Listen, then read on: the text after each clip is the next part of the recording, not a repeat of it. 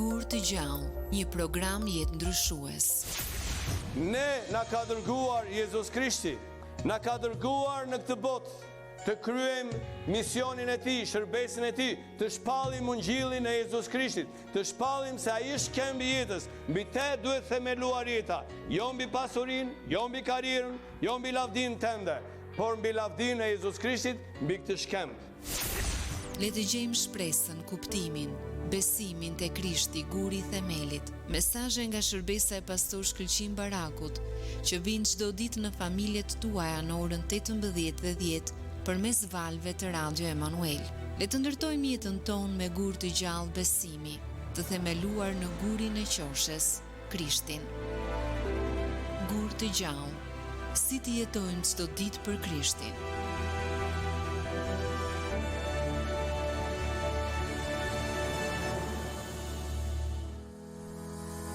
Rikthehemi në studio me njërën pas hapësirës së parë muzikore që startonte programin në ditën e sotme dhe në këto momente dua të përshëndes të ftuarin të cilin unë e prezantova shkurtimisht pak më herët. Besoj i njohur dhe i familiarizuar për secilin prej jush që na ndjek në valët e Radio Emanuel, Pastor Urtan Kollonata nga Kisha Fjala e Jetës këtu në Korçë. Përshëndetje, kënaqësi të jemi bashkë sot. Përshëndetje Kela, ishte edhe për mua një kënaqësi që të jem sot me ju për të ndarë më tepër në lidhje me librin tim të parë. Më vjen mirë, unë jam surprizuar për hir të së vërtetës, isha duke ndarë këtë opinion me ty edhe jashtë mikrofonit, teksa kam parë në rrjetet sociale prezantimin shkurtimisht të librit tuaj të parë. Nuk e dija që shkruaje Urtan, por më vjen mirë që sot jemi për të folur për diçka ndryshe, nuk jeni në ato intervistat e zakonshme për të folur për shërbesat, për kishën dhe gjithçka tjetër, por për të prezantuar pse jo librin tuaj të parë. Më trego pak se si erdhi ky libër, mund të prezantosh pak më shumë rreth tij, por edhe pse ky titull, Strofka e rebelëve. Po, në fakt prej vitesh kam qenë duke shkruar artikuj të ndryshëm, shkurtimisht, me tema të ndryshme biblike. Edhe rasti i fundit ishte pikërisht libri që në fakt nuk u nis për të qenë një libër, por mendova fillimisht se ishte thjesht një nga këta artikujt e përhershëm që un kam qejf të shkruaj. Mirë po, gjatë kohës që po shkruaja këtë libër, filloi një lloj themi zbulese njëra pas tjetrës. Ndërkohë që shkruaja për një temë, diçka tjetër më kujtoi. Edhe pastaj më kujtoheshin histori të ndryshme biblike, të cilat shfaqin shumë hapur pjesën e rebelimit. Edhe mendova, thash, shiko, kjo ndoshta është një temë që nuk është prekur shumë, me thënë drejtën, madje edhe miqtë e mi që kanë folur me ta nga afër, më kanë thënë është një temë që nuk para për flitet shpejt, sepse ndoshta është pak delikate. Por unë thash, okay, do të marr guximin, do ta bëj këtë shkrim, edhe ndoshta pse o të jetë një libër që o t'i vinë në ndihmë të gjithë atyre njerëzve që janë besimtar, kuptohet, por në një farë mënyrë ka nevojë të zbulojnë më tepër në lidhje me këtë temë. Është një temë që lidhet shumë fort me qëndrimin ton shpirtëror, dhe për këtë arsye mendoj që do të ketë një vlerë të jashtëzakonshme nëse ne shikojmë atë në me syne e dur, do të thoja. Faktikisht kur e titullova Strofka e rebelëve, ishte arsyeja sepse më krijua një pamje zakonisht e personazheve biblik të cilët er pas here kanë krijuar strofkat e tyre. Që nga Adami, në momentin e parë që mëkatoi ose rebeloi kundër Perëndis, gjën e parë që ai bëri ishte të krijoi atë strofkën e tij, e vërtet. Edhe kjo më kujtua, më dha një pamje shumë të bukur të strofkave shpirtërore që ne si besimtarë er pas here krijojmë. Pra ky nuk është një libër që flet për të tjerët, sepse zakonisht kur është një titull në thonjza negativ, duket sikur ky është një libër për gjithë rebelët. Ky është një libër për gjithë ata njerëzit që nuk është për mua, dhe jo për mua. Dhe heqim dorë nga vetja. Në fakt, ky libër faktikisht fillon nga unë dhe pastaj unë besoj që shtrihet tek të gjithë ata persona që jetojnë, janë gjallë dhe kanë një besim po ashtu tek Perëndia. A mundet një besimtar të jetë rebel? Po patjetër, për aq kohë sa ne jetojmë në një mish mëkatar, her pas here ne përpiqemi të gjejmë këto strofkat tona, edhe strofkat janë ato vendet ku zakonisht njerëzit kërkojnë të fshihen, të gjejnë ratinë e tyre personale, të struken atje dhe pastaj ndoshta mund të reflektojnë ose ndoshta mund ta zhvillojnë më tej rebelimin e tyre. Dhe unë kam trajtuar në të dyja këto forma, domethënë. Me zipres në fakt, për hir të së vërtetës, për ta lexuar edhe për të parë të dyja këto aspekte që je duke prezantuar, nuk e them këtë për shkak se jemi bashkë në një bisedë, por pse jo, sikur se ti e përmende, besoj që secili prej nesh teksa lexon librin mund të gjejë veten, mund të bëjë edhe një analizë më të thellë të vetes, të marrëdhënies personale që ka me Perëndin. Urtan, cilët kanë qenë ndoshta ata persona që të kanë nxitur, të kanë inkurajuar për të shkruar edhe nga ana tjetër mund të kenë qenë lexuesit e parë apo kritikët e parë të asaj që ti do të shfaqje për një lexues edhe më të gjerë për njerëzit e tjerë. Sigurisht ka qenë themi pjesëtarët e mi të familjes, Elsida në këtë rast, nusja ime, por edhe e përshëndesim patjetër, por edhe miqtë e mi, të cilët i kanë pasur gjithmonë afër dhe e kanë njohur të pjesë timen, domethënë që kam dëshirë të shkruaj. Ka qenë një moment, siç e thash edhe më përpara, ku po reflektoja në lidhje me këtë temë.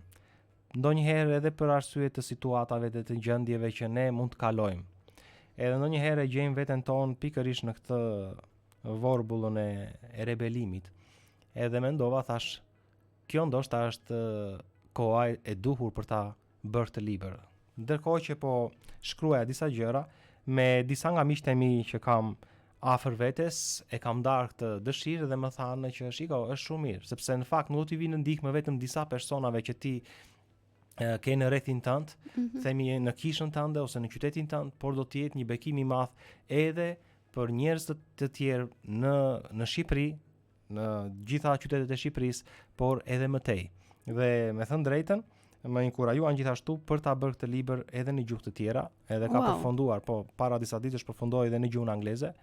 Dhe shumë shpejt do kaloj dhe në përkthim për gjuhën italiane. Po patjetër, sepse ti e di që italianin e kam shumë për zemër. E prisja këtë në fakt. Po. Por në gjuhën angleze sapo ka përfunduar dhe është gati. Kështu që këta miq që kanë pasur gjithmonë afër vetes më kanë inkurajuar dhe nxitur gjithmonë. Dua të të pyes, ndoshta për ata që kanë mundësi dhe ju bie në dorë ky libër, të cilët nuk janë besimtar, si mund të rriten përmes këtij libri? Çfarë mund t'ju mësojë ky libër këtyre personave? Si mund t'ju shërbejë, ndoshta është pyetja e duhur. Me thënë drejtën, unë që nga fillimi kur e titullova si libër, thash ta vendosësh emrin Strofka e rebelve. Sepse më fal, ndoshta mendohet që janë këta persona të cilët nuk besojnë në Krishtin. Pikërisht. Rebelët. Pikërisht, kjo është pamja e parë që na jepet ne si besimtar. Duke haruar veten tonë se besimtarët ose më saktë edhe përpara testamentit të ri, që ishte populli i Izraelit, populli i Zotit, ne kemi parë ata që gjatë gjithë kohës së tyre ata rebelonin kundër Perëndis, kundër Mojsiut, për autoriteteve të Zotit. Dhe në këtë lloj forme na jepet një pamje shumë e qartë që edhe ne si ndjekës të Krishtit sot mund të rebelohemi ose mund të kemi në zemrat tona, në shpirtin ton, vende ku e kemi ruajtur këtë rebelim. Edhe ky libër unë mendoj që është si një lloj reflektimi personal dhe unë besoj që do t'i japi një rritje shpirtërore dhe do të çojë një besimtar të sinqertë në një marrëdhënie më të afërt me Zotin dhe më të ngushtë me Perëndin. Pra nuk është qëllimi thjesht sepse zakonisht bijem në këtë lojën ose në këtë si ta themi këtë rutinën e përhershme, ne jemi besimtar, ne shkojmë në kish, ne kemi besimin tonë, praktikojmë atë në formë shumë të rregullt, pra jemi të rregullt, takimet tona edhe të tjera shumë fjalë kemi për veten tonë pozitive, por me thënë drejtën, mirë është i kemi. Pra mirë është të kemi fjalë pozitive për veten, por unë mendoj që Bibla her pas here na bën thirrje të reflektojmë mbi qëndrimet tona, mbi mendimet tona, mbi veprat tona, mbi fjalët që ne themi dhe se si të tjerët na shohin ne. Ne mund ta shohim veten tonë shumë të mirë. Edhe përgjithsisht shumë ndodh sepse e njohim veten, si ta i në atë humorin, unë për të ndeshëm e njoh veten tha. Por faktikisht është një libër që na bën të reflektojmë më thellë në shpirtin ton. Duke qenë se jemi gjithmonë të ndikuar nga një botë e cila është në errësirë, është një botë e cila është në mëkat. Dhe ne jetojmë në këtë botë. Pavarësisht se nuk I përkasim kësaj bote, thot Krishti, por ne jetojmë në këtë botë. Ndërveprojmë me njerëzit. Eksakt. Dashur pa dashur ne influencohemi prej saj. Ndikojmë jetën tonë edhe pastaj nga jeta jonë ndikojnë edhe njerëzit që janë pranë nesh, familja, shoqëria, dhe kështu me radhë. Një gjë që mund të shtoj në lidhje me titullin ishte pak sfidë për mua të vendosja këtë titull, sepse thashë para është një titull që është tërheqës, por ndoshta kur të vi momenti I shpërndarjes, zakonisht librat durohen. Dhe t'ja japësh dikujt një libër me emrin ose me titullin Strofka e rebelve, është pak e frikshme sepse t'ja dhurosh dikujt këtë, do thotë që ti po konsideron atë rebel. Edhe e kupton, është pak sa. Pak më I kujdesshëm. Pikërisht, tani këtu është ajo pjesa që unë thash, do të bëj një Kjo është që libri nuk gjykohet nga kopertina, në fakt. Kështu duhet pastaj. Që ta shohim librin jo vetëm nga kopertina, por duke e parë atë në brendësi dhe së pari duke e marrë atë në mënyrë personale. Kjo është sugjerimi që unë do t'i jepja lexuesit. Nuk e di, a ka pasur ndonjë moment personal tek I cili ti mund të jesh bazuar apo që të ka nxitur edhe për të sjell disa tema të caktuara apo edhe më gjerë në këtë libër? Sigurisht, duke qenë se prej shumë vite shërbejmë Zotit në kish, në forma nga më të ndryshmet, më përpara kam qenë drejtues I të rinjve, edhe më pas si pastor I kishës Fjalletës në Korç. Gjatë gjithë këtyre viteve kam parë që njeriu përgjithsisht bie në një kurth, o thoja, që ndonjëherë ne vetë me duart tona e krijojmë. Edhe unë në këtë libër e kam shpjeguar pak më thellë të çështje, duke thënë se ne jemi ata persona që vetë krijojmë disa strofka për veten tonë në një farë mënyre për ta ngushëlluar veten, për të gjetur veten tonë atje dhe pastaj duke u fshehur te ajo strofka jon, përpiqemi të gjejmë ndonjë tjetër që është atje brenda ose disa të tjerë persona që të mund të na bashkohen në këtë mendësinë e rebelimit. Edhe unë këtë e kam vënë si kapitull të parë. Në fakt libri është I ndarë në 3 kapitull dhe kapitulli I parë është si ka mundësi që rebelët gjejnë njëri tjetrin në shoqërinë e tyre. Edhe kjo është një pyetje që unë e kam trajtuar me disa nën pika të tjera.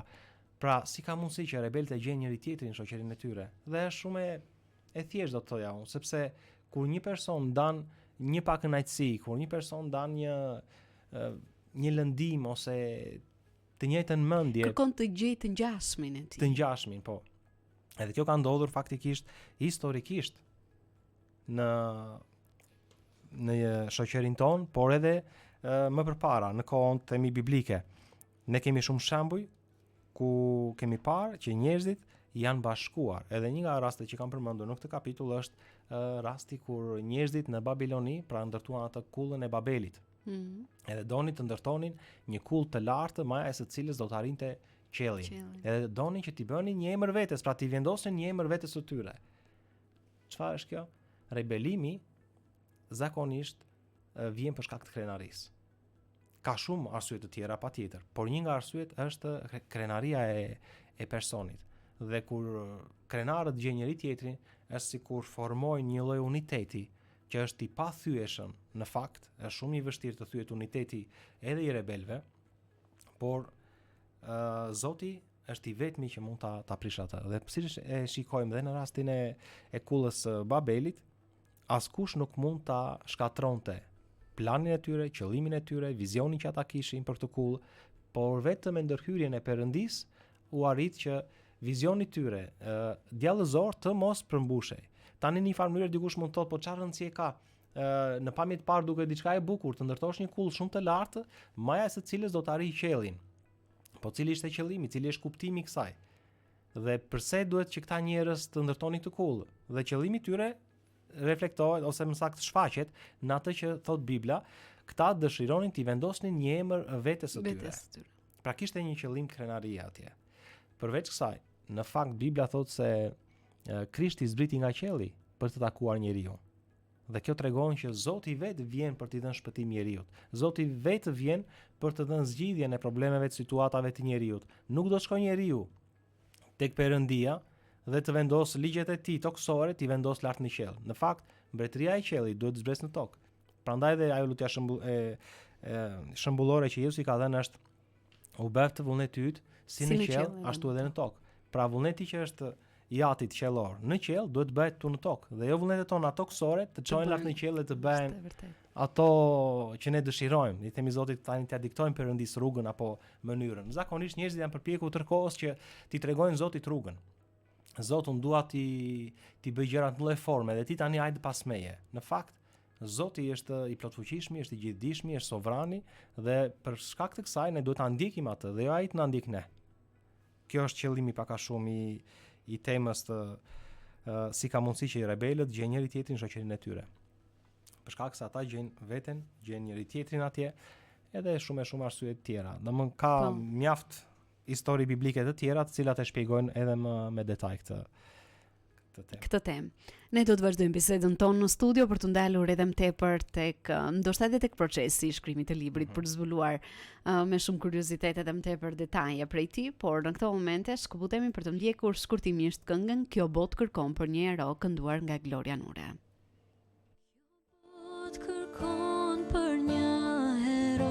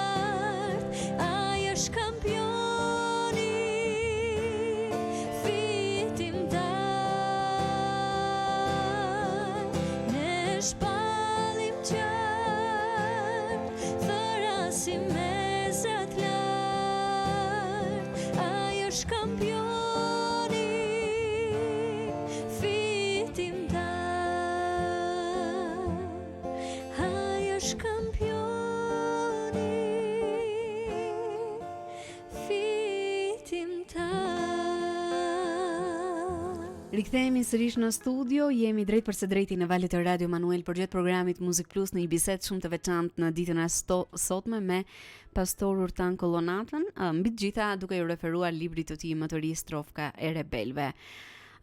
Urtan, dua të pyes pak mbi procesin e shkrimit të këtij libri, si do ta sillje për gjithë ata që janë duke na ndjekur, si ka qenë ky proces dhe a ka pasur ndonjë sfidë e cila patjetër të ka munduar në një farë mënyrë gjatë gjithë procesit deri në përfundim të librit.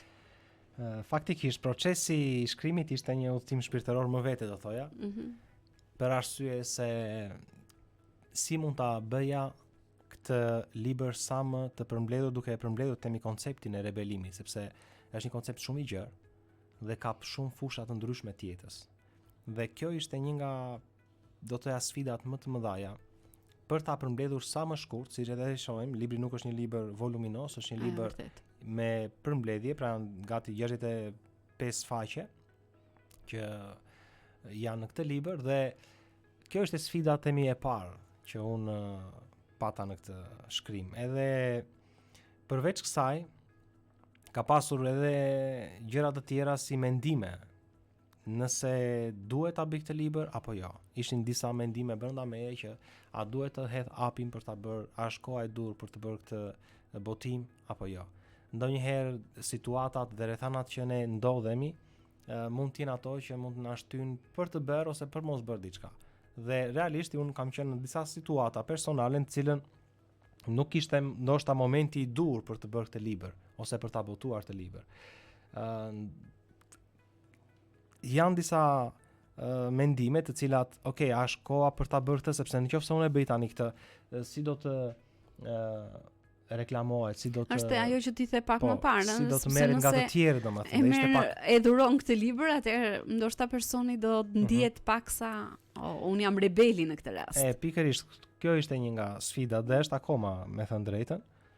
Si libër akoma nuk ka filluar shpërndarjen, sepse ka shumë pak ditë që është botuar, edhe jam në një proces në të cilën po mendoj për formën e shpërndarjes, ku do të shpërndahet, edhe si do të shpërndahet. Me disa nga njerëzit që kanë folur nga afër, edhe kemi dhuruar disa nga librat. Kam marrë disa përshtypje shumë të këndshme, do thoya, dhe besoj që është diçka e bukur. Një tjetër sfidë ishte po ashtu edhe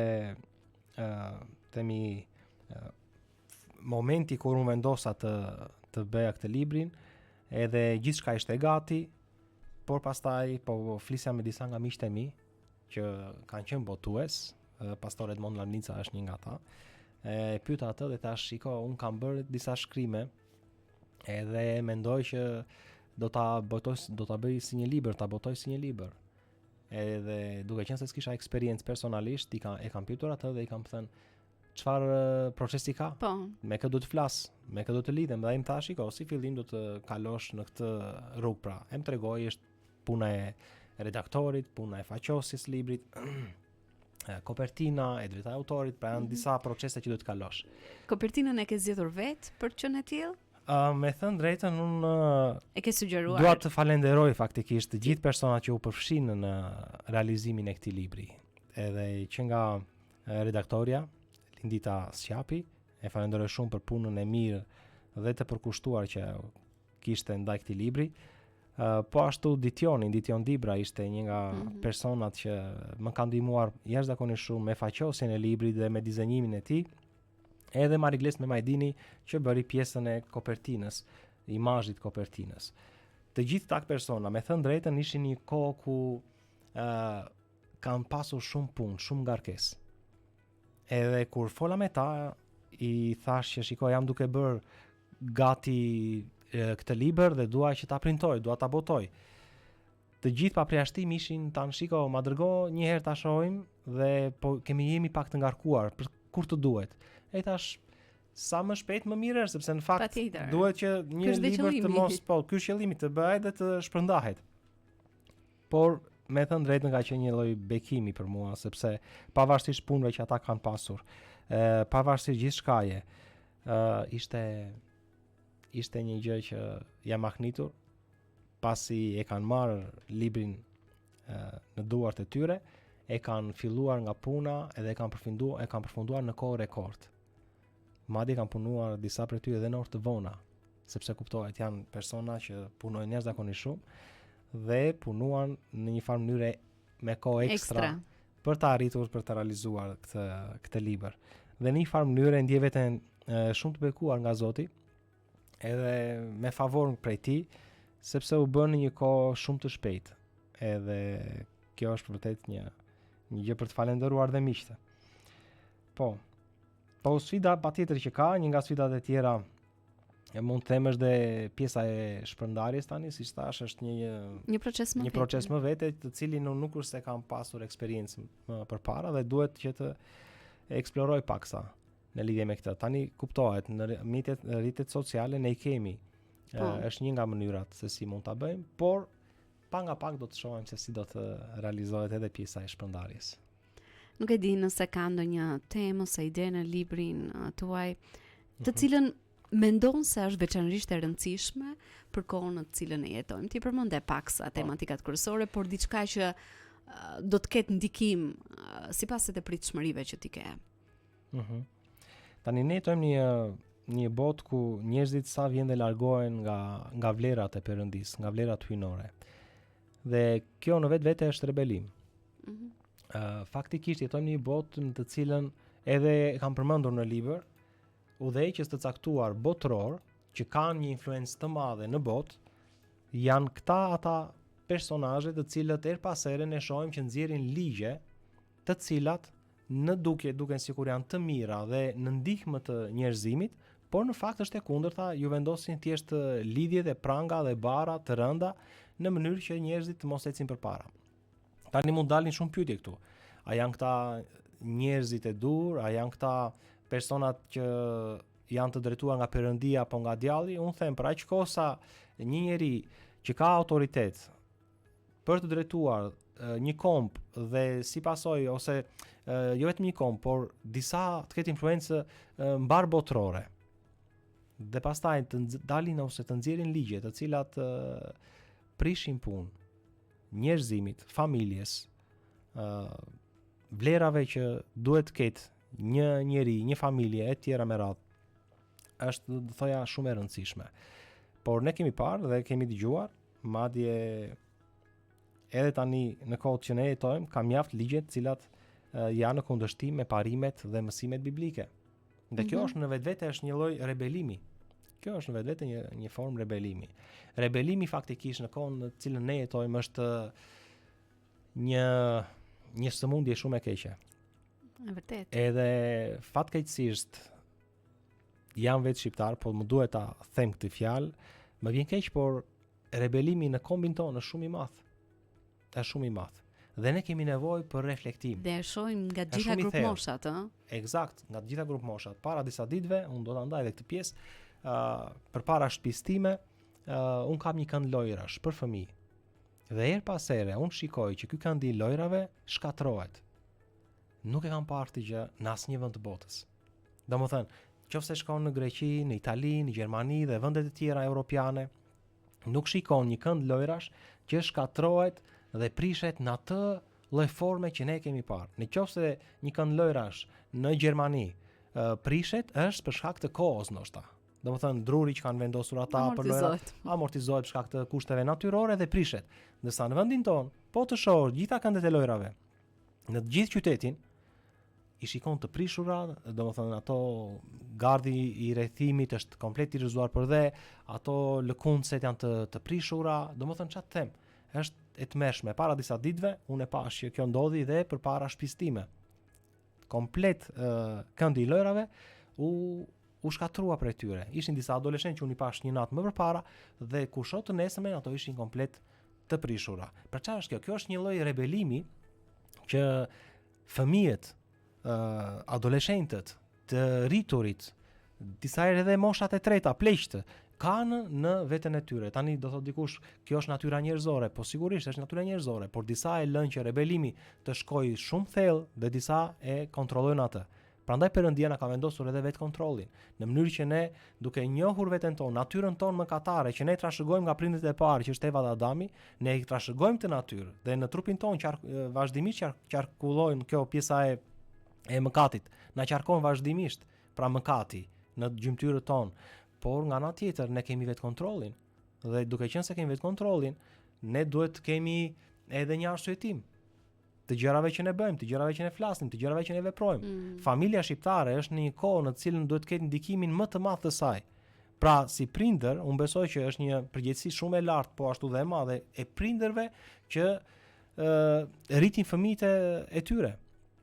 Zakonisht prindit presin që fëmia e tyre të jetë i suksesshëm, të çajë në jetë, të jetë i pari klasës, të mos ketë ndonjë person që e qorton. Por për shembull edhe në rastin që ti sapo prezantove, në shoh tek i njëjti vend te këndet e lojrave që prindrit nxitin fëmijët e tyre të jenë ata që të parët që e zën atë vendin për të luajtur dhe jo e kundërta për Nuk kanë shembull. tolerancën të presin dikë që të përfundojë lojën e tij ose këto me radhë. Prandaj po them, edukimi i prindërve është shumë i rëndësishëm.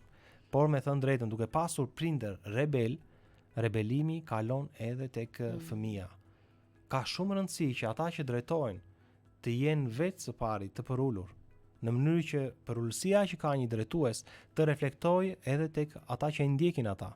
Këtu bëhet fjalë edhe për njerëzit e besimit, këtu bëhet fjalë për njerëzit e politikës, bëhet fjalë për njerëzit e familjes, bëhet fjalë për të gjithë qenit njerëzore. Kushdo që udhëheq, duhet të udhëheqë me një përullësi, në mënyrë që ata që e ndjekin atë të ndjekin një shembull pozitiv. Për këtë arsye shikojmë Krishtin që edhe pse ishte thot Bibla në trajt Perëndia, nuk e çmoi si një gjë ku të mbajë fort për të qenë barabar me Perëndin, thot, por e zbrazi veten e tij. U bë i përullur, u bë si një shërbëtor.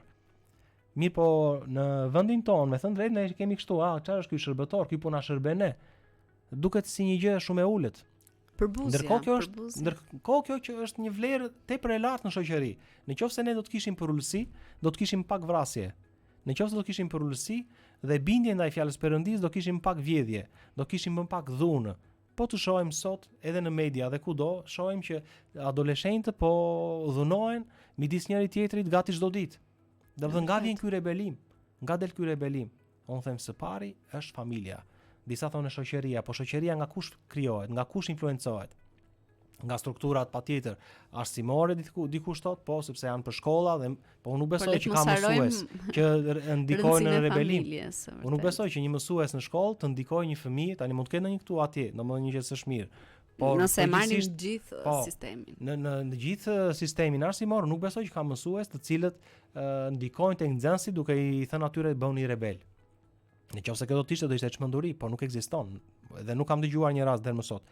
Prandaj them që familja, prindi është ai i cili të ketë kontroll të plot tek jeta e fëmijës së vet, duke edukuar atë, duke nxitur atë për mos pasur këtë frymën e rebelimit, sepse fryma e rebelimit sot mund të çojë në një konflikt fizik me dikë, nesër mund ta çojë atë në një vrasje. E vërtet. Dhe pastaj kush i ka pasojat? Fëmia e tyre, por dhe vetë prindi. Edhe shoqëria. Edhe shoqëria, absolutisht po. Prandaj jemi në këtë shoqëri ku jemi.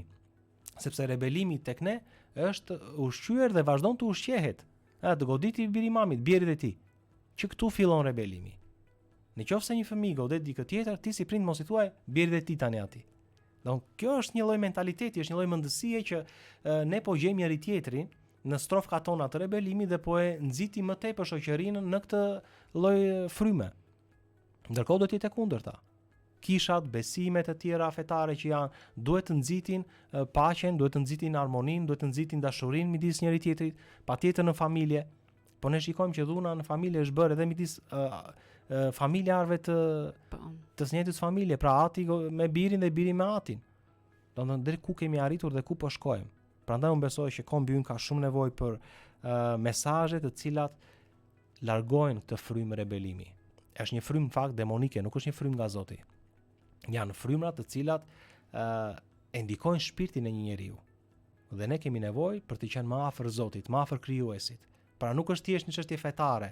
Hajde të bashkohemi me Zotin, të bëhemi si këta të Zotit. Ideja është nuk jemi pjesë e një feje, jemi pjesë e një vendosje të vetes tonë ku Perëndia e ka paracaktuar për secilin prej nesh. Pra Zoti ka caktuar për ne që ne të kemi një jetë të mirë, të shëndetshme, të zhvillohemi sipas planit dhe qëllimit të Zotit, në mënyrë që vetë ne si njerëz të përjetojmë bekimin e tij, dashurinë e tij edhe të gjitha gjërat pastaj që janë prej Perëndis në të mirë të njerëzimit, të shoqërisë tonë. Prandaj themi që ky libër mendoj që prek shumë aspekte sociale dhe të vendit ku ne jetojmë, të kushteve të cilat ne jemi.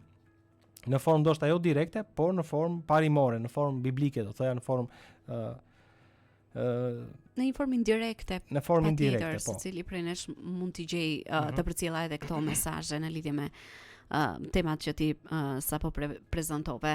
Ne do të vazhdojmë bisedën tonë në studion tan për të ndalur edhe më tepër, edhe jam kurioztare të di në lidhje me libra të tjerë nëse ti je duke shkruar apo mendon për ti botuar në të ardhmen, por edhe shumë më tepër në lidhje me planet që ke në aspektin e shkrimit, por në këto momente shkëputemi për të ndjekur një tjetër hapësirë muzikore, vjen Petrina Kalaveshi me këngën Çmik na është Jezus Krishti.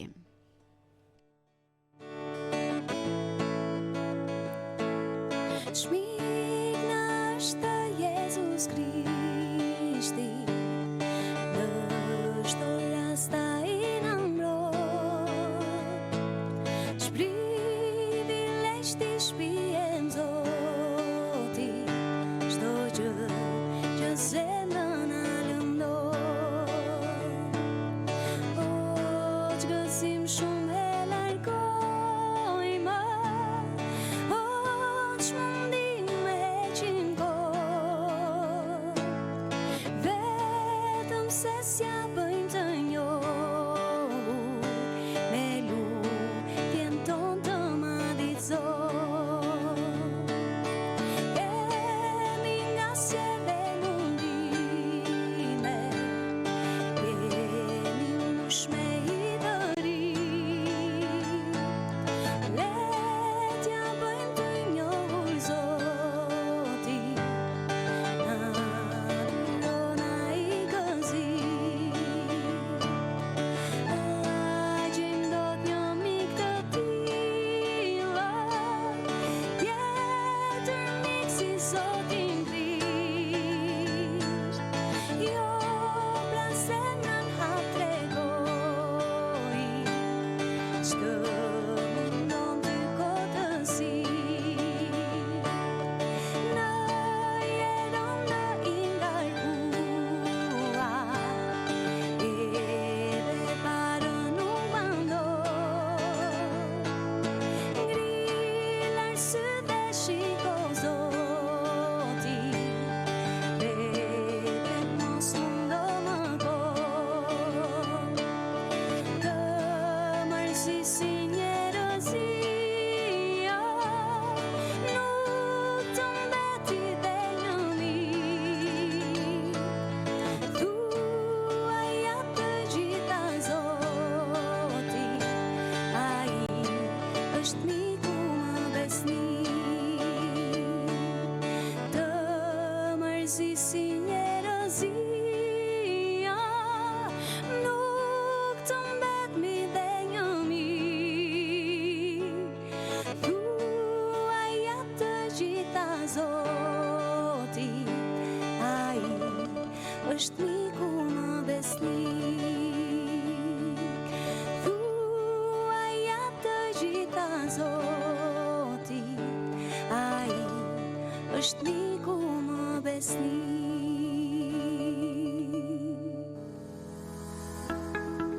Rikthehemi sërish në studio për të vazhduar bisedën në ditën e sotme me pastor Urtanin, duke ju referuar librit të tij më të ri Strofka e rebelëve.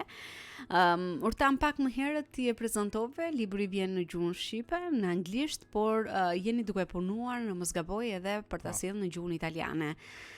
Dua të të pyes pak se si mendon se si do të ketë ndikim ky libër në jetën e besimtarëve dhe personave të tjerë që lexojnë, por edhe të atyre personave që nuk vinë nga kultura jonë shqiptare. E kuptoj. Në fakt duke qenë se është një temë që përfshin të gjithë njerëzit pa dallim kombi, pa dallim kombësie, unë mendoj që është i blefshëm edhe për ata lexues të gjuhës angleze apo dhe ata të gjuhës italiane. Duke pasur parasysh nevojën e madhe që kanë besimtarët dhe njerëzit në përgjithësi për të reflektuar mbi natyrën e tyre, mbi qëndrimet e tyre shpirtërore, unë mendoj që do të ketë një ndikim pozitiv edhe në këto kombe në cilat do të shpërndahet ky libër.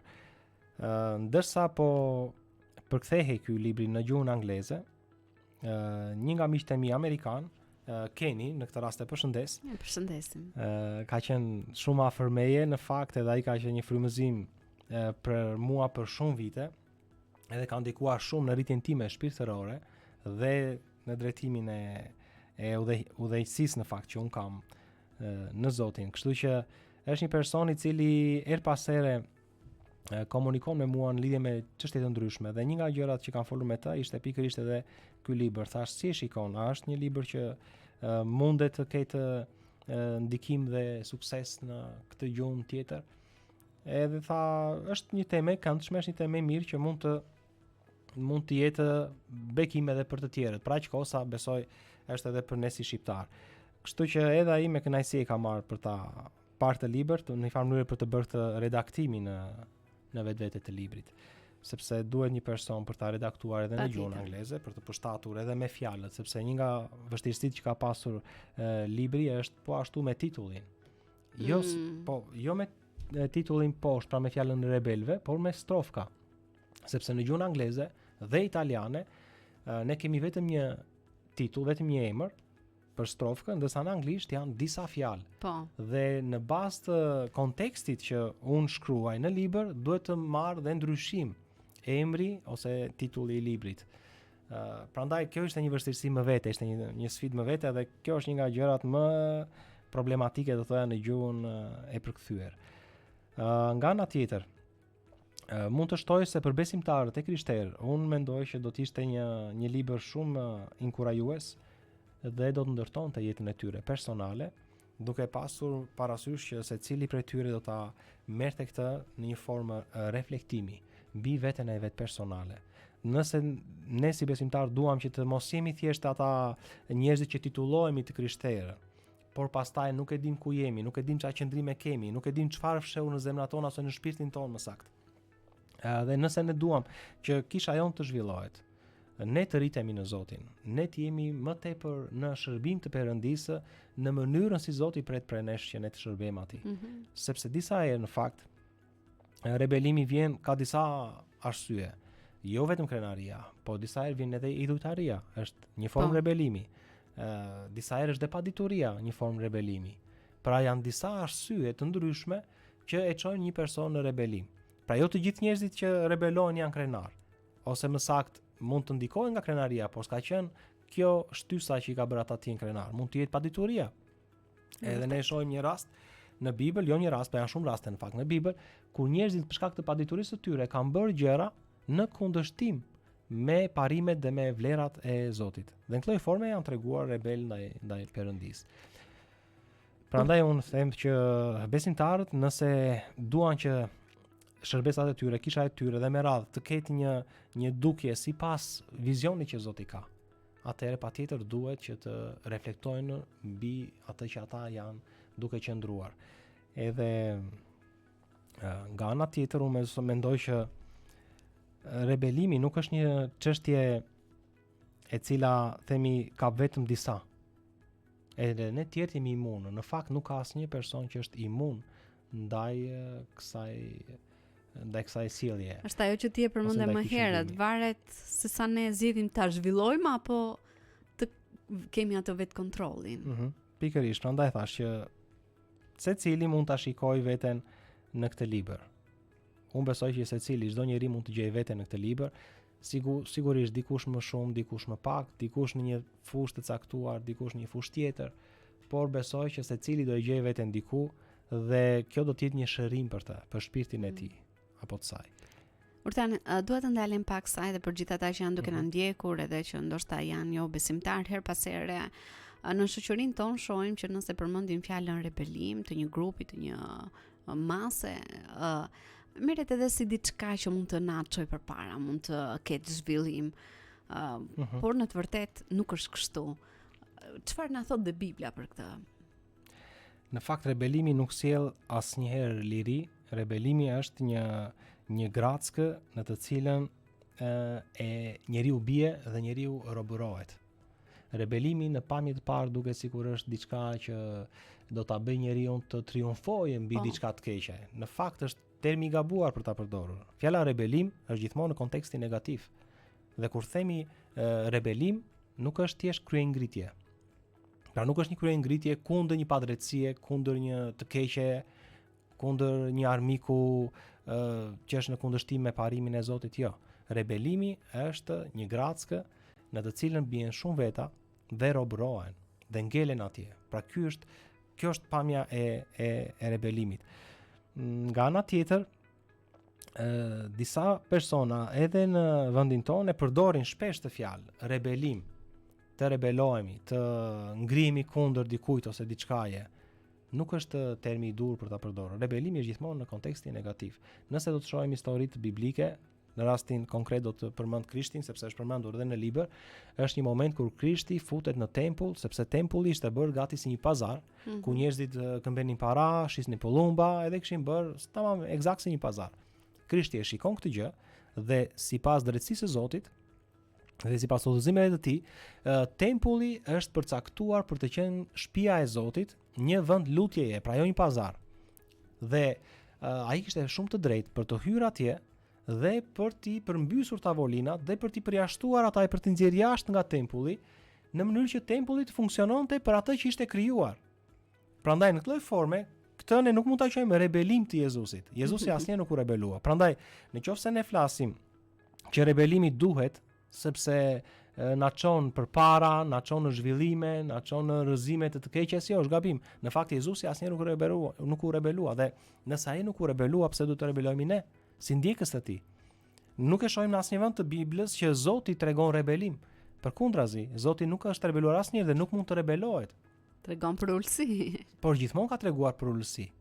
Edhe në këtë drejtim do të thoja që ne si besimtarë do të jemi ata që ndjekim shembullin e Jezu Krishtit, në mënyrë që edhe ne të mos kemi këtë prirjen për të rebeluar. Zakonisht kur ne diçka nuk na pëlqen në veten tonë, kur dikush vjen të korrigjon, kur dikush vjen të qorton, që faktikisht janë biblike, ose dikush dëshiron të ndrejë ty. Në fakt Bibla është për këtë arsye, për të na mësuar, për të na bindur, për të na ndrequr, për të na edukuar me drejtësi. Për këtë është na është dhënë shkrimi biblik. Por ndonjëherë persona të caktuar për shkak të ndreqjeve ose të korrigjimeve ose të qortimeve mund ta çojnë veten e tyre drejt rebelimit dhe jo drejt pranimit të qortimit. Dhe prandaj Bibla thotë që kush pranon të qortohet bëhet edhe më i urtë, pra më i zgjuar. Fjala urtësi është më i zgjuar. Ne kemi nevojë që mbasi qortohemi, mbasi korrigjohemi, dikush thotë miku im ose vllau im, shiko pak se kjo që po bën nuk është shumë e drejtë. Ka një rrugë tjetër për ta bërë këtë gjë. Atëherë unë besoj që është më lehtë për të pranuar e të thënë faleminderit, sesa për të rebeluar, sepse pasi rebelohemi, ne po kryejmë një lloj rrugëtimi që se dim ku do na çojë nesër. Por nëse ne pendohemi ose kthehemi ose përulemi dhe pranojmë gabimin ose dhe ndryshimin dhe qortimin, reflektojmë, atëherë kjo na sjell të ecim përpara. Në vërtet. Dhe unë kështu e shikoj që ne kemi nevojë shumë për këtë pjesën e pranimit të ndryshimit të vetes. Do të jemi më të butë në duart e Zotit. Të jemi si ajo balta e poçarit, që poçari jep formën baltës së vet siç ai do. Në fakt njeriu, që ta kuptojmë edhe këtë pjesë, njeriu në rebelim nuk qëndron në planin dhe në imazhin ose në shëmbëltyrën që Zoti donte t'i jepte njeriu që nga fillimi. Në fakt Zoti e ka krijuar njeriu për të qenë sipas imazhit të vet. Tani duke qenë se ne jemi krijuar në këtë lloj forme, rebelimi nuk është as pak një qëndrim i natyrshëm për qenie njerëzore. Shumë njerëz sot e quajnë rebelimin si diçka të natyrshme. Ne jemi njerëz, do rebelojmë, ç'është do rebelojmë sepse jemi njerëz. Në fakt, rebelimi është një nga gjërat më të panatyrshme që duhet të mbajë njeriu, sepse në fakt nuk u krijuar nga Zoti për të qenë rebel. U krijuar nga Zoti për të qenë i përulur, dashamirës, për të qenë i dashur me të tjerët, i sjellshëm me të tjerët, dhe kjo është natyra origjinale që Zoti i ka dhënë njeriu, pra jo rebelimin. Fatkeqësisht sot ne shikojmë që rebelimin e konsiderojmë si diçka të natyrshme. Në fakt, gjëja më panatyrshme që mund të ekzistojë është pikërisht rebelimi në jetët e njerëzve. Dhe prandaj ne shikojmë sot njerëzimin që vuan me të gjitha këto pasoja që i përmendëm edhe më herët. Urtan, duke qenë se po mbrim edhe në fund të bisedës sonë në studio, jam kurioztare të di në lidhje me planet që ke për të ardhmen, për sa i përket shkrimit. A je duke punuar për një libër tjetër, a do të kemi libra të tjerë së shpejti? Do ta them edhe diçka atë në lidhje me këtë pjesë. Faktikisht unë këtë libër e kam botuar të parin, por realisht kam filluar të punoj me një libër tjetër dhe për mua ai është libri im i parë, pavarësisht se nuk është botuar ende, por është në përfundim dhe ai dhe shumë shpejt do të kemi edhe një libër tjetër. Titulli i tij është Misioni dhe hynia e Krishtit. Wow. Pra flas në lidhje me misionin që ka pasur Krishti dhe hyninë e tij, pra qenia hyjnore e personit Jezus. Është një libër doktrinal që flet më tepër në lidhje me anën doktrinale teologjike të misionit të Krishtit dhe të natyrës që Krishti kishte në të vërtetë, që ka dy natyrat, atë natyrën njerëzore që ishte plotësisht njeri dhe plotësisht hyjnor perëndi. Kam dhënë goxha mësime dhe argumente, qoftë biblike, qoftë historike në këtë libër, në të cilin mendoj do të jetë një ndihmë shumë e madhe për gjithë ata njerëz që ende nuk e kuptojnë eksaktësisht kush është Jezu Krishti. Në fakt misioni dhe hyrja e Krishtit nuk mund të kuptohen dot pa njëra tjetrën.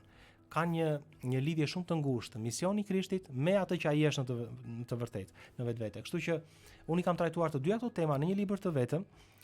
Është më voluminos se sa ky libër që ne kemi sot në duar, pra Strofka e rebelëve, sepse trajton tema më të detajuara, më shumë. Pse zgjodhe të sillësh këtë libër të parin dhe pikërisht ai sepse që realisht është i pari që ti ke. Ja çfarë ndodhi në momentin që un po shkruaja këtë artikullin, sepse nisi si një artikull, dhe mendova se do të ishte thjesht një lloj forme ndoshta një predikim, por un zakonisht më shumë se sa 2 faqe, 3 nuk shkruaj një predikim, sepse është pastaj jashtë kohës që mund të jetë një predikim.